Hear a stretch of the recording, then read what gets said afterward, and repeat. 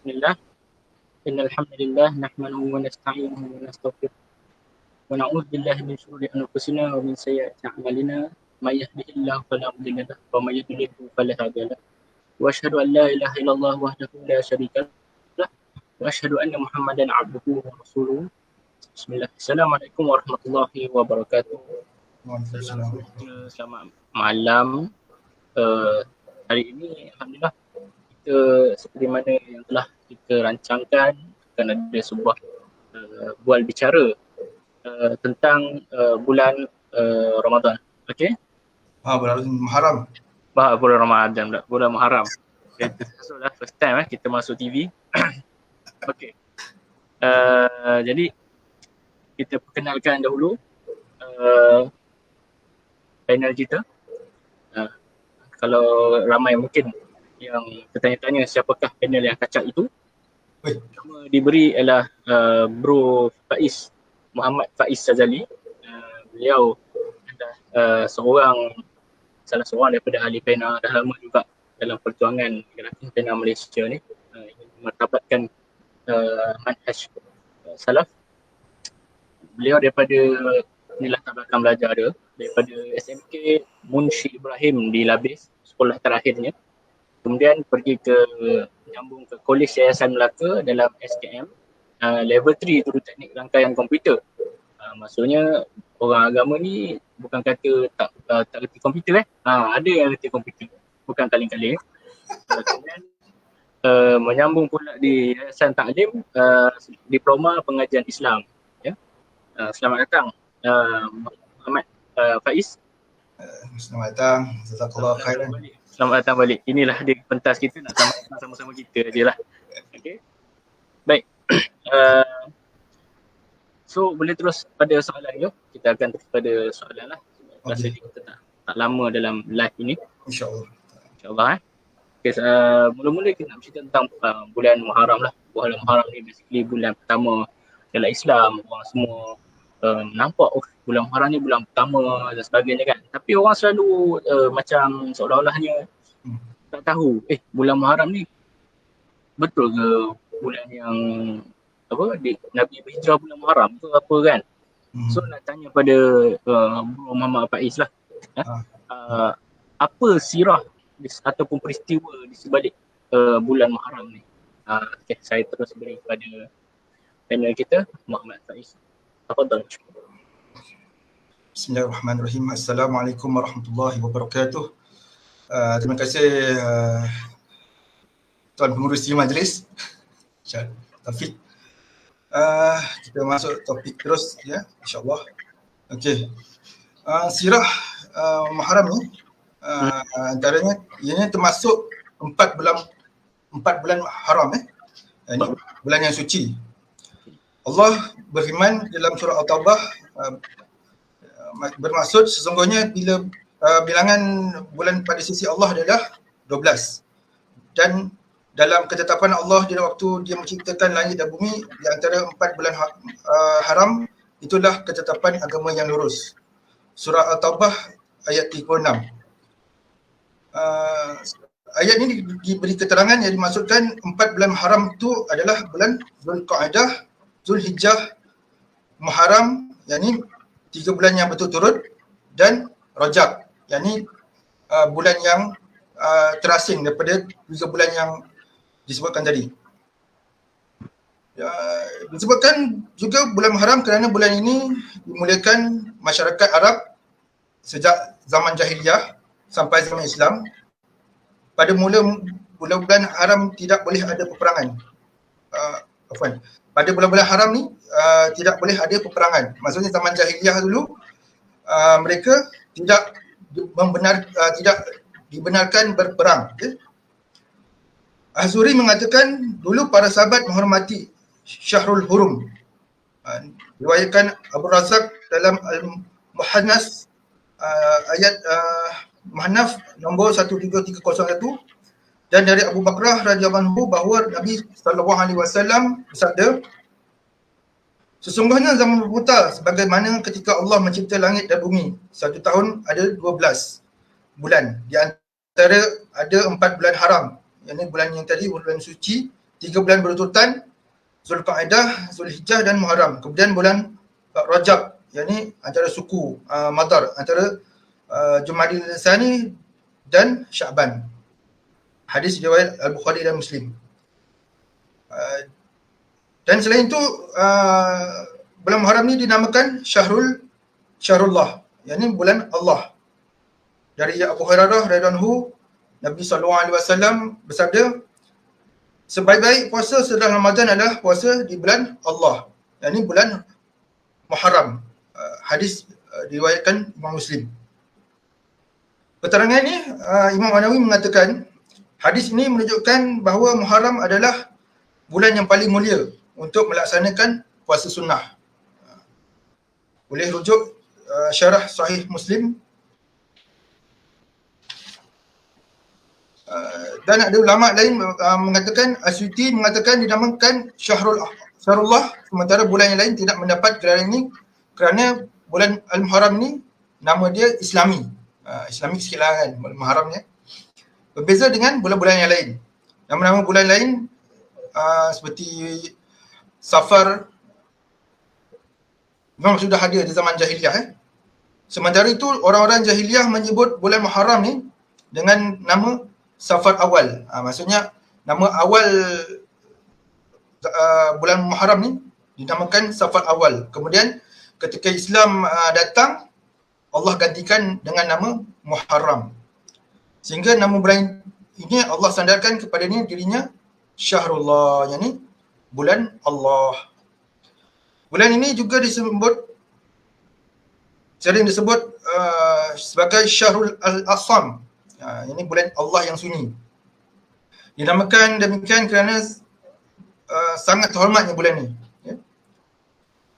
Kerana itu tidak boleh ada sedikit geseran yang menimbulkan perbezaan pendapat ataupun konflik perpecahan di bulan ini. Seterusnya, ada satu hari yang dimuliakan oleh para umat yang beragama. Antaranya umat Nabi terdahulu daripada Bani Israel, ini kaum Nasara dan Yahudi. Mereka sangat memuliakan hari ini kerana hari Ashura adalah hari kemenangan mereka bersama Nabi Musa. Yakni Nabi Musa bersama Bani Israel dari penjajahan Firaun dan bala tenteranya. Dari Ibnu Abbas radhiyallahu beliau menceritakan ketika Nabi SAW tiba di Madinah, beliau melihat orang-orang Yahudi berpuasa di hari Ashura. Kemudian beliau bertanya, hari apa ini? Mereka menjawab, hari yang baik, hari di mana Allah menyelamatkan Bani Israel dari musuhnya sehingga Musa pun berpuasa pada hari ini sebagai bentuk syukur kepada Allah. Akhirnya Nabi SAW bersabda, yakni kami kaum Muslim lebih layak menghormati Musa daripada kalian. Kemudian Nabi SAW berpuasa dan memerintahkan para sahabat untuk berpuasa. Selain itu, para ulama menyatakan bahawa bulan Muharram adalah bulan yang paling mulia setelah Ramadan. Yani setelah Ramadan ada bulan yang paling antara yang termulia adalah bulan Muharram. Hasan Al-Basri pernah mengatakan Allah membuka awal tahun dengan bulan haram, yakni Muharram, dan menjadikan akhir tahun dengan bulan haram juga, yakni Zulhijjah. Maksudnya tidak ada bulan dalam setahun setelah bulan Ramadan yang lebih mulia di sisi Allah daripada bulan Muharram. Dan dulu dinamakan Syahrullah Al-Asam, yakni bulan Allah yang sunyi, kerana sangat mulianya bulan ini. Dan ada sirah-sirah yang lain, sepertinya ada disebutkan Nabi Adam pernah berpuasa juga, puasa Ashura, disebabkan untuk taubatnya kepada Allah Subhanahu Wa Taala.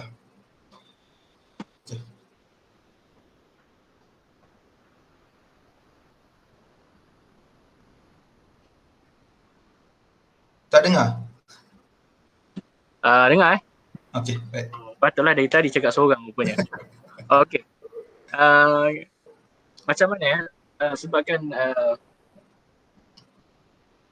Faiz ada sebut tadi tentang bulan Muharram ni bulan yang mulia selepas Ramadan. Basically Ramadan tu mulia sebab dia ada ibadah yang khusus dekat situ. Kita ada tarawih, kat situ kita ada semayang duha pula, semayang tarawih lah kan, ada puasa Ramadan dan sebagainya kan. Jadi apa sebenarnya yang membuatkan apa ibadah-ibadah yang membuatkan Muharram ni jadi mulianya selepas Ramadan? Apakah ibadah-ibadah yang kita boleh buat masa bulan Muharram ni? Okay. Amalan di bulan Muharram ya. Biasanya kalau bulan Ramadan ni kita khususkan puasa antara 29 Ramadan ataupun 30 Ramadan Tapi bulan Muharram ni istimewa dia adalah puasa Ashura. Puasa Ashura. Maksudnya puasa Ashura ni menjadi penebus dosa setahun yang telah lalu. Yang ni Nabi SAW ditanya tentang puasa Ashura, kemudian beliau menjawab puasa Ashura menjadi penebus dosa setahun yang telah lalu. Riwayat Imam Muslim dan Imam Ahmad. Kemudian mana lainnya amalan di bulan Muharram ni,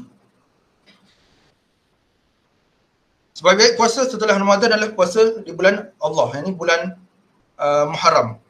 Maksudnya ibadah yang terbaiklah setelah bulan Ramadan, yang ni puasa. Yang ni memperbanyakkan puasa di bulan Muharram. Biasanya ramai orang abaikan, mungkin tidak tahu puasa yang terbaik selepas bulan Ramadan adalah puasa di bulan Muharram.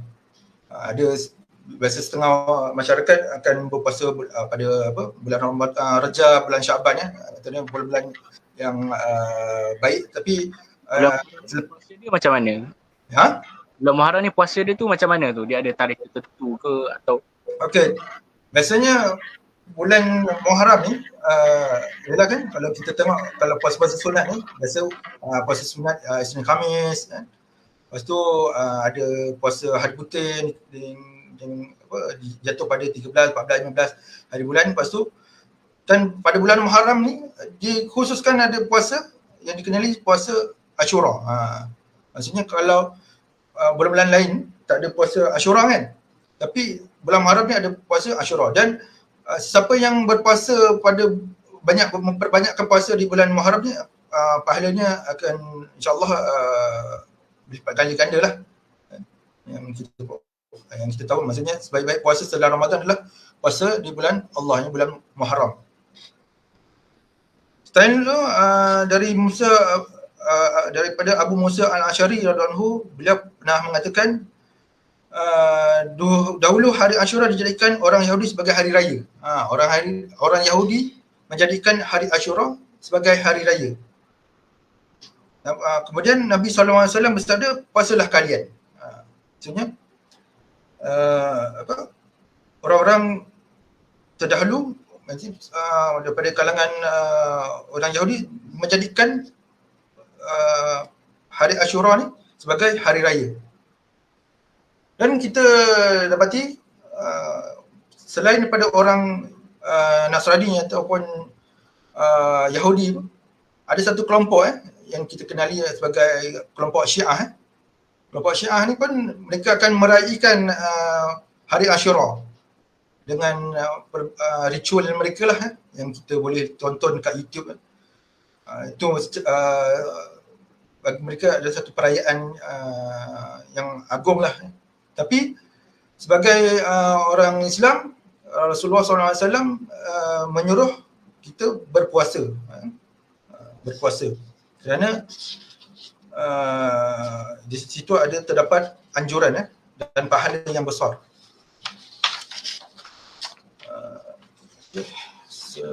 Pahala kita puasa Isnin Khamis pada bulan Muharram lebih besar daripada bulan lain ke? Sebabkan kita disuruh banyak berpuasa pada bulan itu. Itu wallahu alam. Tapi apa yang boleh kita fahami, ganjaran pahala puasa di bulan Ashura ni insya-Allah lebih besar lah daripada puasa sunat yang bulan lain selain bulan Ramadan. Lepas tu puasa Ashura ni merupakan kewajipan puasa pertama dalam Islam sebelum Ramadan. Pernah dijadikan kewajipan puasa pada zaman awal Islam sebelum Ramadan. Pernah diceritakan dari Rubai binti Muawiz radhiyallahu anha, dia pernah mengatakan suatu ketika di pagi hari Ashura, Nabi SAW mengutus seseorang mendatangi salah satu kampung penduduk Madinah untuk menyampaikan pesan. Siapa yang di pagi hari sudah makan, maka hendaknya dia puasa sampai maghrib. Maksudnya siapa yang di pagi hari tadi sudah makan, maka hendaknya dia puasa sampai maghrib. Dan siapa yang sudah puasa hendaknya dia lanjutkan puasanya. Rubai mengatakan, kemudian setelah itu kami puasa dan kami mengajak anak-anak untuk berpuasa. Kami buatkan mereka mainan dari kain. Jika ada yang menangis meminta makanan, kami memberikan mainan itu. Begitu seterusnya sampai waktu berbuka. Dan ini zaman awal Islam tu, Nabi pernah menjadikan puasa Ashura ni sebagai kewajipan. Namun setelah datangnya bulan Ramadan, syariat yang hukum yang sebelum itu dimansuhkan dan kita menjadikan bulan Ramadan itu sebagai puasa yang wajib. Setelah Allah wajibkan puasa Ramadan, puasa Ramadan, puasa Ashura menjadi puasa sunnah. Dia berganti. Pada asalnya puasa Ashura tu pernah jadikan sebagai puasa yang wajib. Kemudian Allah gantikan dengan Ramadan dan Ramadan sebagai puasa yang wajib. Maksudnya dulu sebelum adanya Ramadan, orang Islam ni puasa hari Ashura saja. Satu hari saja. Di zaman, maksudnya di zaman kedatangan awal Islam lah. Lepas itu zaman Aisyah radhiyallahu anha pernah mengatakan dahulu hari Ashura ni dijadikan sebagai hari berpuasa bagi orang-orang Quraisy di masa jahiliyah. Setelah Nabi SAW tiba di Madinah, beliau melaksanakan puasa Ashura dan memerintahkan sahabat-sahabatnya yang lain untuk berpuasa. Setelah Allah wajibkan puasa Ramadan, beliau tinggalkan hari Ashura. Siapa yang ingin berpuasa Ashura boleh puasa. Siapa yang tidak ingin puasa Ashura boleh tidak puasa. Maksudnya perkara ini berlaku setelah Nabi berhijrah ke Madinah dan hukum tu bertukar.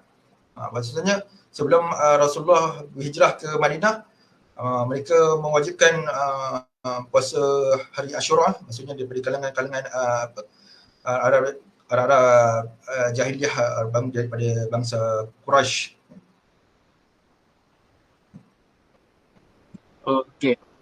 Okey, soalan seterusnya lah, kita bertanya terus tentang pengajaran. Apa pengajaran yang kita boleh dapat daripada bulan Muharram ni? Ya? Sebab kalau kita tengok orang Syiah, dia mengambil pengajaran tu sampaikan dia menyakiti tubuh dia. Dia ambil panjang tu, pukul-pukul belakang dia kan. Kita ahli sunnah, kita tak macam tu. Jadi apa cara ahli sunnah kita boleh ambil pengajaran dan kenapa kita mengambil pengajaran tu jauh lebih baik daripada cara orang Syiah? Tu minta penjelasan Bro Faiz. Okey, baik, insyaAllah.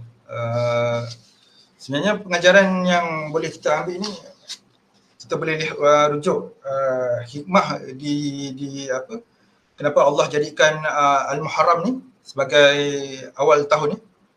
Imam Hajar Al-Asqalani rahimahullah pernah berkata, hikmahnya pada dijadikan kejadian Al-Muharram ni, bulan Ramadan sebagai awal tahun, adalah agar tahun diawali dengan bulan suci dan ditutupi dengan bulan suci juga. Dan tahun di tengah-tengahnya juga terdapat bulan suci, iaitu bulan Rajab. Dan berturut-turutnya dua bulan suci di akhir tahunnya ni, Zulqaidah dan Zulhijjah, untuk menunjukkan keutamaan penutup dan bahawasanya amal-amal itu tergantung atau dinilai berdasar menyebutkan penutupnya. Maksudnya bulan haram kita digalakkanlah untuk buat amal soleh selain berpuasa, ibadah sunnah. Dan apabila kita melakukan perbuatan yang perbuatan mungkar, dosa besar ke apa, ini pada bulan Muharram, daripada selain bulan Muharram ni masih 4 bulan haram tu, Muharram, Zulkaidah, Zulhijjah dan Rajab ni. Ini dosanya dosanya agak beratlah maksudnya. Maksudnya Allah beri dosa tu agak berat, melainkan bulan-bulan yang lain. Maksudnya dosa ni kiranya berlipat kali ganda tu, umpama macamnya contoh pada hari pada bulan pada bulan 4 bulan haram ni, sesiapa yang buat kesyirikan bid'ah ni, maksudnya dosa tu Allah lipat maksudnya. Sebab bila telah melakukan kesyirikan, keburukan pada 4 bulan haramnya. Maksudnya dalam bulan haram ni, kita buat pahala pun dilipat, kita buat dosa pun dilipat juga. Macam tu. Maksudnya kalau pahala tu diberatkan lah. Maksudnya yang diberatkan tu apabila melakukan perkara dosa seperti dosa-dosa syirik lah. Contohnya, misalnya pada bulan Muharram ni ada satu kepercayaan. Biasanya kepercayaan ni kat Malaysia ni mungkin rasa tak ada lah kot. Tapi ada satu kepercayaan di Indonesia lah, orang Jawa orang Jawa ni menamakan bulan Muharram ni dengan surah. Orang Jawa menganggap bulan ni sebagai bulan sial lah. Kalau dalam bahasa Arab tiarah lah. Mereka merasakan bulan ni sebagai bulan yang mendatangkan malapetaka. Kalau Arab jahiliyah Quraisy, kalau yang kita dapat tahu, biasanya bulan Safar kan. Bulan Safar dia dianggap sebagai bulan yang sial, tapi bulan yang Muharram ni orang Jawa anggap sial. Itu tapi amalan syirik sebenarnya pada golongan Syiah ni berlaku pada hari Ashura. Kita boleh berkata, kita katakan ritual berdarah lah. Ritual berdarah. Tapi ini adalah benda-benda yang syirik lah. Dan apabila dilakukan pada bulan haram ni, dosa tu agak berat lah maksudnya. Tidak Allah gandakan dosa ke. Okay. Sebab kan kita punya panel kita pun orang Jawa. Jadi kita nak tanyalah, kenapa orang Jawa ni dia kata Muharram tu sial? Apa sebab? Tahu kalau boleh share lah. Itu saya kurang pastilah. Kurang pasti. Mungkin masyarakat biasanya kalau kita tengok bangsa sebelumnya, maksudnya orang-orang sebelumnya, contohlah macam Arab Jahiliyah tadi, dia mengatakan mungkin dia mengkhususkan ada satu bulan ni agak bulan yang kurang senang lah bagi mereka kan. Mungkin melakukan perkara ni mungkin dapat malapetaka ke, macam banjir besar ke. Mungkin kita tengok kan ada baru-baru ni saya tengok dekat Pulau Pinang kan, ada ustaz share katanya ada banjir. Tapi kita tak boleh anggap lah bulan Muharram tu malapetaka kan. Mungkin adalah kepercayaan jahiliyah pada masyarakat terdahulu sebelum mereka masuk Islam. Okey. Itu satu bab kesyirikan. Itu rasanya kita yang biasa dengan program Gerakan Penari, insyaAllah kita faham syirik itu seperti ini, dan akidah kita seperti ini, tauhid kita seperti ini. Okey, Cun. Macam mana pula? Tapi sekarang ni, zaman sekarang ni, mungkin bab syirik tu bukanlah kata tak ada. Ada. Tapi yang sekarang ni persoalannya adalah tentang hadis-hadis palsu yang tersebar tentang Muharram ni. Sebab kita, orang kita ni sangat bersuka, bermurah hati untuk share benda-benda yang nampak baik. Tapi rupanya bendanya tidak sahih. Jadi agaknya soalan ni sangat sesuai untuk ditanyakan kepada Pro Faiz kita. Tentang amalan-amalan amalan-amalan yang tak ada pada zaman Nabi, yang dibreka hadisnya dan sebagainya, yang disebar, yang orang Melayu akhirnya buat. Memang banyak sekali sebenarnya bulan Muharram ni yang memang kita tak nafikan lah. Macam contohnya ada hadis yang tentang menyantuni anak-anak yatim pada hari Ashura. Maksudnya hadis ni ada terdapat dalam kitab Tanbihul Ghafilin. Ini disebutkan siapa yang mengusap tangannya pada kepala anak yatim di hari Ashura tanggal 10 Muharram, maka Allah akan mengangkat darjatnya dengan setiap helai rambut yang diusap. Yang ni diusap 1 derajat. Setiap helai rambut yang diusap 1 derajat. Hadis ni sebenarnya pernah menjadi satu motivator utama pada masyarakat untuk menyantuni anak-anak yatim di hari Ashura. Sehingga banyak tersebar di masyarakat anjuran untuk menyantuni anak yatim di hari Ashura. Bahkan sampai menjadikan hari Syura ni sebagai hari istimewa untuk anak yatim. Mungkin kita di Malaysia ni, orang alam kita mungkin Taufik mungkin pernah lihat. Namun sayangnya ternyata hadis ni adalah satunya hadis palsu.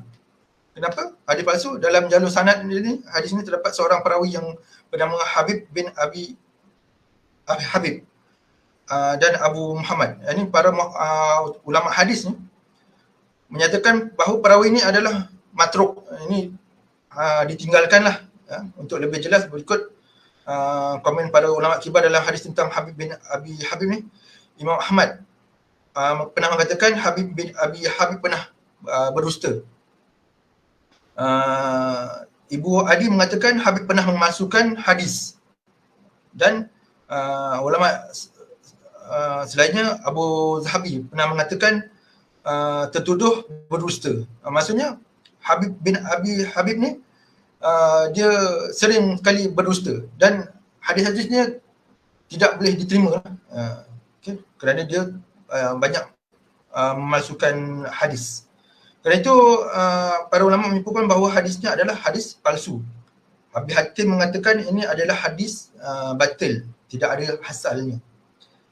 Keterangan di atas sama sekali bukan kerana mengaitkan bukan kerana untuk mengingkarilah keutamaan menyantuni anak yatim. Sebenarnya memang ada hadis lain tentang menyantuni anak yatim. Tapi bukan kerana melarang untuk kita bersikap baik kepada anak yatim. Sama sekali tidak. Namun tidak kita mengingkarilah bahawa menyantuni anak yatim adalah satu amal yang mulia. Bahkan Nabi SAW menjanjikan dalam sebuah hadis, ini Rasulullah SAW mengatakan, saya dan orang yang menanggung hidup anak yatim seperti 2 jari ini ketika di syurga. Beliau berisyaratkan dengan jari telunjuk dan jari tengah, dan beliau memisahkannya sedikit. Maksudnya Rasulullah dan orang yang menanggung hidup anak yatim seperti 2 jari ini ketika di syurga. Maksudnya di syurga ni Rasulullah dan orang yang menanggung hidup anak yatim ni rapatlah. Beliau mensyaratkan dengan 2 jari. Okay. Dan dalam hadis sahih Nabi SAW hanya menyebutkan keutamaan menyantuni anak yatim secara umum tanpa beliau mesebutkan waktu khusus. Artinya keutamaan menyantuni anak yatim berlaku bila-bila masa lah. Tak ada berlaku pada hari Ashura je kan. Sementara kita tidak boleh menyakini adanya waktu khusus untuk ibadah tertentu tanpa dalil yang sahih. Dalam masalah ini terdapat satu kaedah terkait masalah batasan tata cara ibadah yang penting untuk kita tahu ya.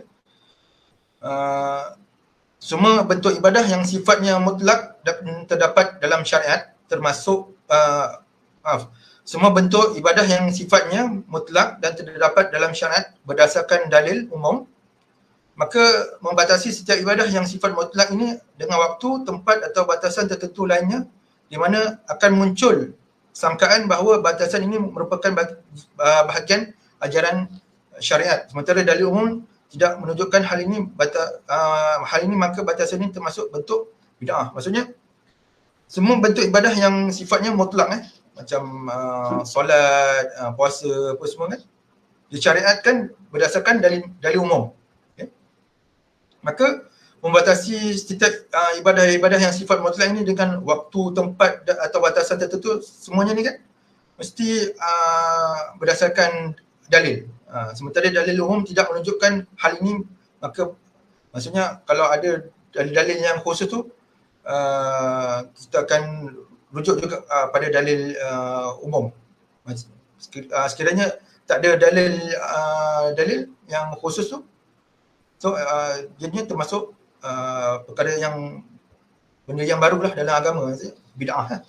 Walaupun macam contoh solat sunat kan, tiba-tiba dia nak buat solat sunat, contoh apa ya, kita bolehlah bagi contoh macam puasa ke, puasa tertentu ke, puasa contoh bulan Syawal kan, bulan Syawal, 1 Syawal tak boleh puasa kan, tiba-tiba dia nak puasa, itu satu bentuk bid'ah lah kan. Itu yang maksudnya benda yang mungkar lah, yang dilarang, kerana pahala dan keutamaan amal adalah rahsia Allah yang hanya mungkin kita tahu berdasarkan dalil yang sahih. Selain itu ada hadis yang lain lah, maksudnya hadis yang tentang ada yang palsu lah tentang Muharram ni. Ada yang mengatakan siapa yang berpuasa 9 hari pada hari pertama, maksudnya pada 1 Muharram tu, maka Allah akan bangunkan untuknya satu kubah di udara yang memiliki 4 pintu, tiap pintu jaraknya 1 mil. Ni hadis palsu. Maksudnya biasanya orang-orang yang buat hadis-hadis ni memang dia nak anjurkan supaya umat Islam ni berpuasa.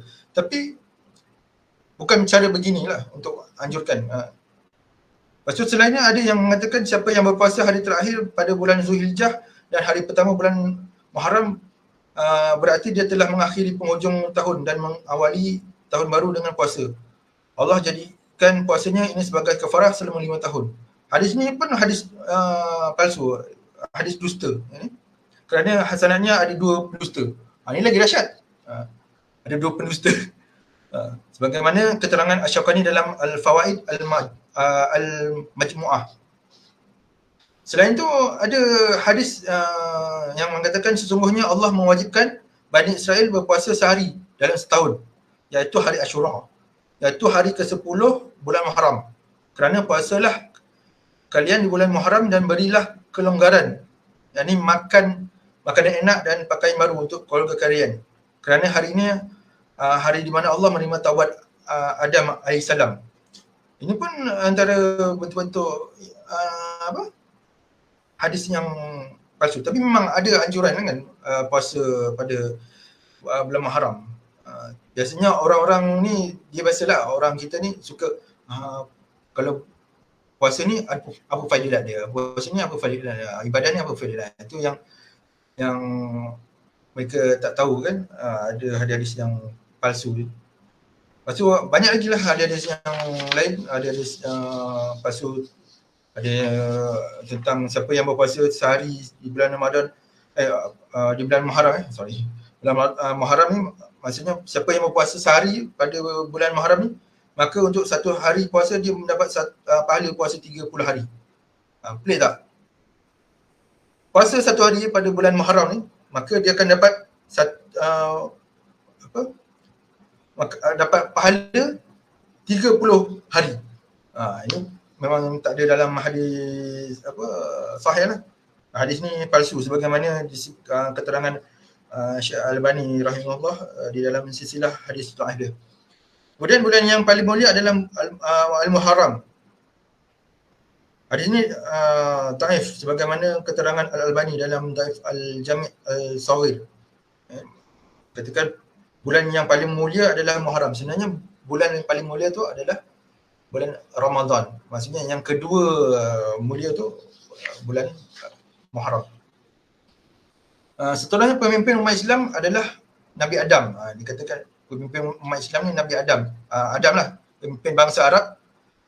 Muhammad, pemimpin bangsa Romawi.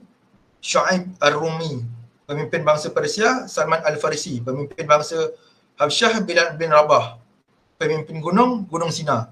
Pemimpin pohon, pohon bidara. Pemimpin bulan, bulan Muharram. Ni pelik lah. Lepas tu dia kata pemimpin hari Jumaat. Sebab macam-macam benda-benda macam ni lah masyarakat suka kan. Tapi benda ni hadis palsu. Lepas tu ada yang mengatakan siapa yang memberikan kelonggaran, yang ni nafkah lah kepada orang yang menjadi tanggungan pada hari Ashura, maka Allah akan memberikan kelonggaran kepadanya selama setahun penuh. Ini biasalah masa kalau kita tengok tadi kan, yang apa yang saya baca tadi, hadis itu menggalakkan orang berpuasa.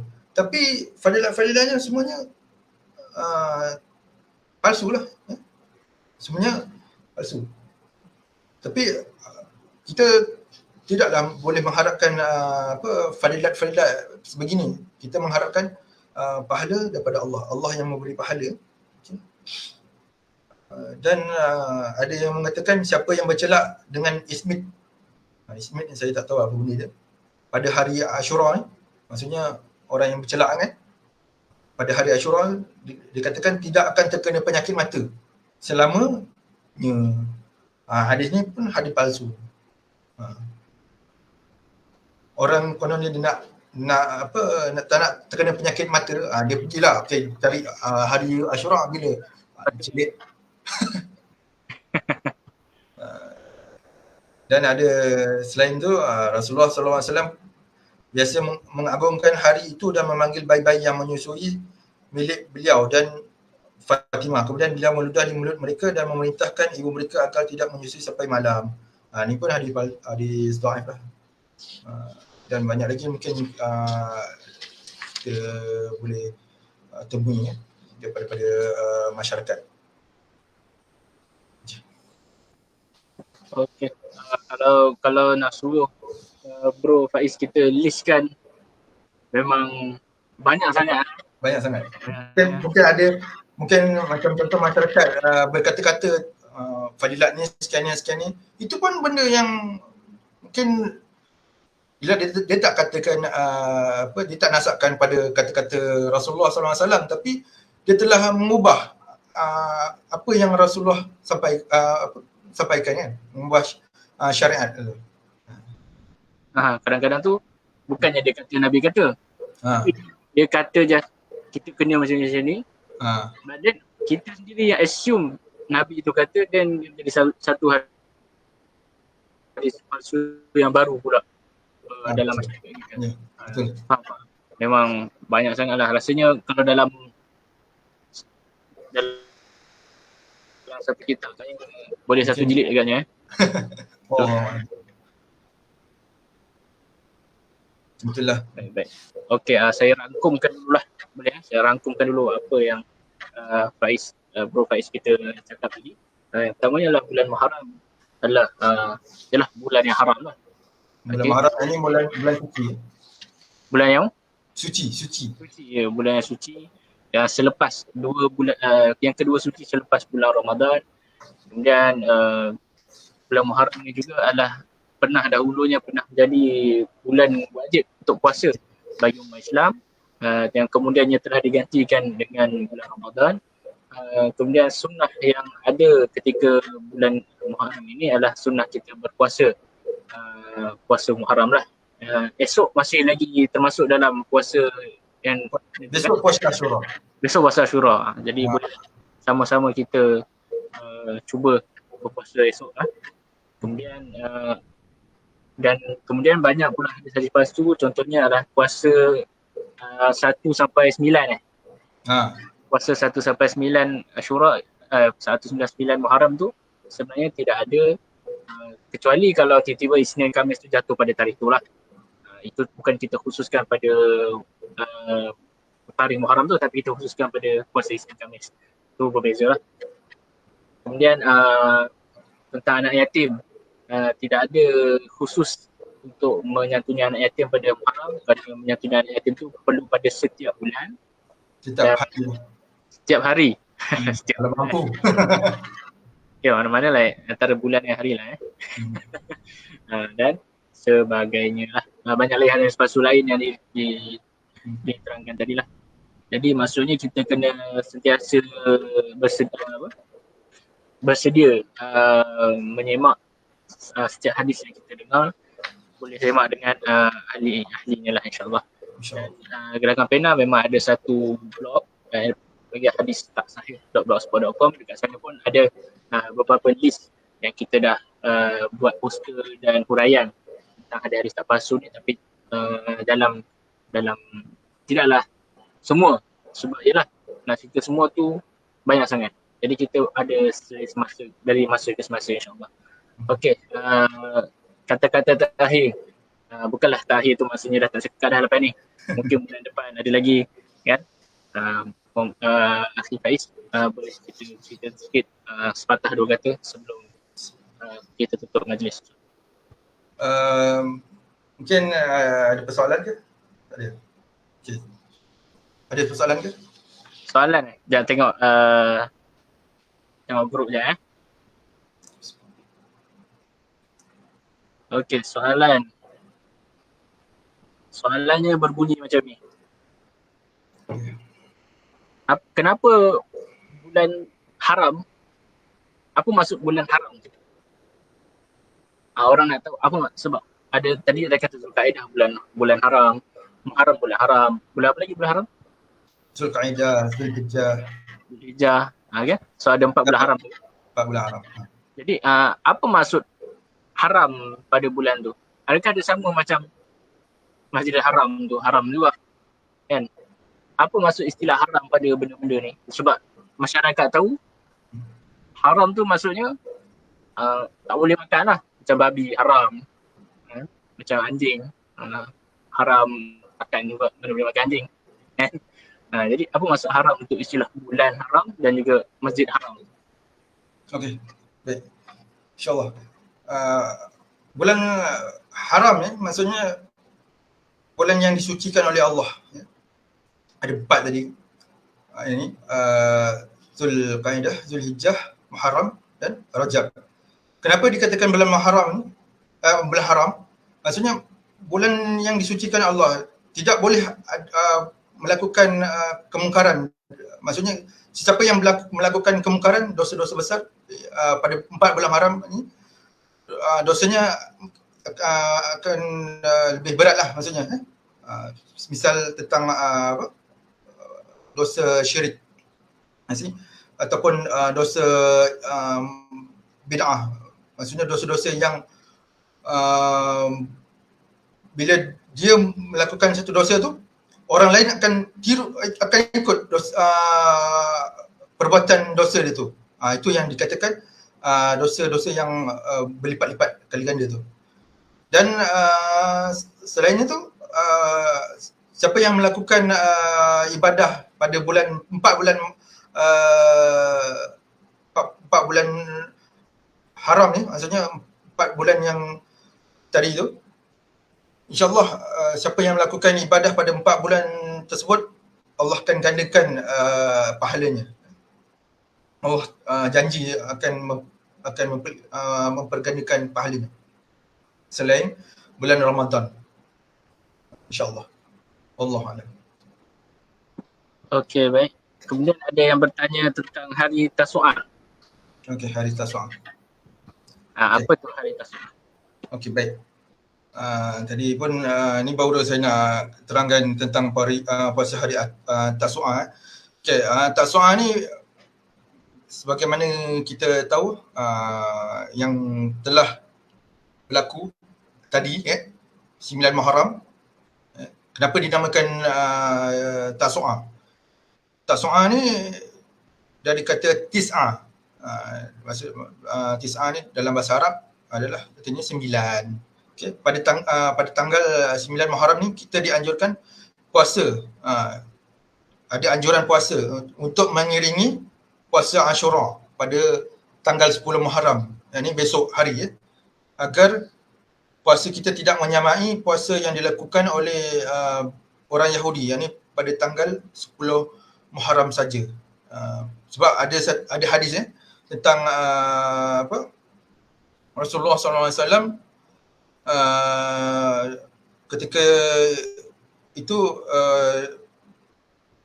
pernahlah Rasulullah memerintahkan para sahabat untuk melakukan puasa hari itu. Tapi sahabat melaporkan, wahai Rasulullah, sesungguhnya tanggal 10 Muharram itu hari yang diagungkan oleh Yahudi dan Nasrani. Sahabat bertanya pada sahabat memberitahu kepada Rasulullah SAW, sesungguhnya pada 10 Muharram tu hari yang diagungkan oleh Yahudi dan Nasrani. Lalu Nabi SAW bersabda, jika gitu tahun depan insya-Allah kita akan puasa pada 9 Muharram. Maksudnya tak nak ada persamaan. Maksudnya kalau orang Yahudi ni puasa pada 10 Muharram, kita nak lebih lagi. Maksudnya mungkin Rasulullah tak nak sama dengan orang Yahudi dengan Nasrani ni. Itu sebab Rasulullah suruh sahabat dia puasa pada 9 Muharram untuk mengiringi 10 Muharram. Tetapi Rasulullah tidak dapat menunaikan puasa hari Tasu'a ni kerana pada tahunnya Rasulullah wafat. Ini hadis yang diriwayatkan daripada Imam Muslim, yang itu menunjukkan sikap perbezaan antara Islam dengan orang Yahudi. Kerana Rasulullah sangat bersemangat untuk membaikot semua perilaku orang-orang kafir daripada Yahudi dan Nasrani. Kemudian memang Rasulullah belum sempat melaksanakan puasa itu, tapi memang Rasulullah hendak lakukan. Maksudnya Rasulullah hendak lakukan puasa 9 itu tapi tak sempat. Sebagian ulama menyebutkan ibadah ini semacam ini dengan istilah sunnah hamiyah. Ini sunnah yang baru dicita-citakan namun belum terlaksana sampai Rasulullah meninggal. Dan jelas tadi kita fahami fungsi puasa Tasu'a ni adalah untuk mengiringi puasa Ashura. Sehingga tidak ada, jika ada seorang Muslim yang hanya berpuasa Tasu'a saja tapi dia tak lakukan puasa Ashura, kira puasa dia tak lengkap lah. Dan dia harus menggabungkan puasa Ashura pada 10 Muharram. Dalam fatwa Islam dinyatakan daripada Imam Syafi'i dan pengikut mazhabnya, yakni Imam Ahmad, Ishaq bin Rahuyah dan ulama lainnya mengatakan dianjurkan puasa di hari ke-9 dan ke-10 Muharram secara berurutan. Maksudnya digabungkan. Kerana Nabi SAW telah melaksanakan puasa di 10 Muharram tapi beliau telah meniatkan puasa 9 Muharram. Dan gabungan puasa Tasu'a dan Ashura ni telah dilakukan oleh sahabat dan sehingga zaman kini lah. Dan An-Nawawi pernah mengumpul beberapa penjelasan tentang hikmah dianjurkan puasa Tasu'a ni. Antaranya para ulama di kalangan mazhab kami, yakni mazhab Syafi'i dan mazhab lain menyebutkan beberapa hikmah dianjurkan puasa Tasu'a ni.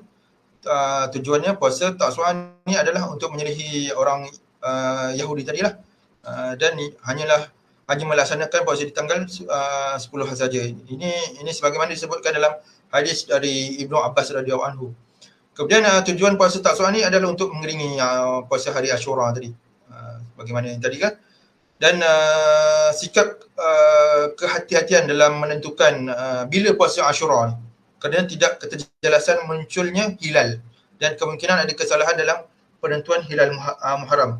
Tapi biasanya masalah ni mungkin tidak timbul lah sebab dia berturutan kan. Sehingga itu boleh jadi tanggal 9 dalam perhitungan manusia sejatinya merupakan tanggal 10 yang sebenar. Baik. Okay, Faiz. InsyaAllah maksudnya masa dah mencemburui kita. Okey. Masa dah menjelaskan kita. Jadi insyaAllah kita dapat macam-macam manfaat daripada apa yang dibentangkan oleh Muhammad Faiz tadi. Jadi jelaslah pasal Tasu'ah tadi adalah hari yang mana kita gandingkan dengan hari Ashura supaya kita tidak sama puasa kita dengan orang-orang Yahudi yang ada pada zaman Rasulullah. Baik. Okey. InsyaAllah lepas ni kalau ada apa-apa soalan yang ada yang tak terjawab ni kan, boleh terus tanya pada blog pula dekat page panel lah, insyaAllah. Nanti kita akan nanti Bro Faiz akan cuba jawab, insyaAllah. Baik, kita tutup majlis kita dengan tasbih kafarah.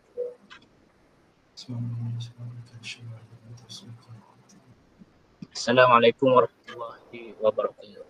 Waalaikumsalam warahmatullahi wabarakatuh. Jazakallahu khairan.